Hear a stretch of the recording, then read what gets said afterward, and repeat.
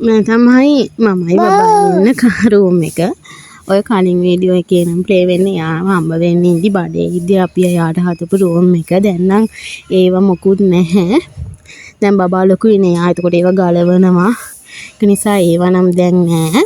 දැන් මේ තමයි ආයේ හදලා තියෙන්නේ මේ විදිහට. ඉතින් එද්දිම ওই විදිහට ඇඳ තියනවා.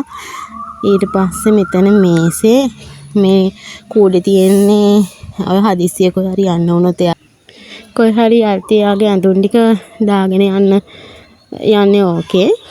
මෙතන පල්ලෙහාන් යාගේ ක්‍රීම් පවුඩර් ඕඩිකොලොන් තව පොඩි කප් එකක් යාගේ බෙහෙත් කප් සිරින්ජරේ තියන් ඉන්නවා. මේ පෙට්ටියේ නම් තියෙන්නේ බබාගේ දෙට්ටන් තියෙන රෙදි. එයාට කබඩ් එකක් ගත්තා. ඒක හස්බන්ඩ්ගේ ගෙදර ගියපු නිසා එහි අරන් ගියා. ටික දවසකට මෙහෙට ආපු නිසා අරන් ආවේ නැහැ. මෙතනින් ජනලේ තියෙනවා. මෙතනින් එයාගේ පැදුර මන් දෙකට නමලා අල්මාරිය පිටිපස්සෙන් දාලා තියෙන්නේ. මේකේ තියෙන්නේ එයාගේ සෙල්ලම් බඩු. සෙල්ලම් බඩු මේකේ දාලා තියෙනවා. ඊට පස්සේ මෙතෙන් තියෙන්නේ අල්මාරිය.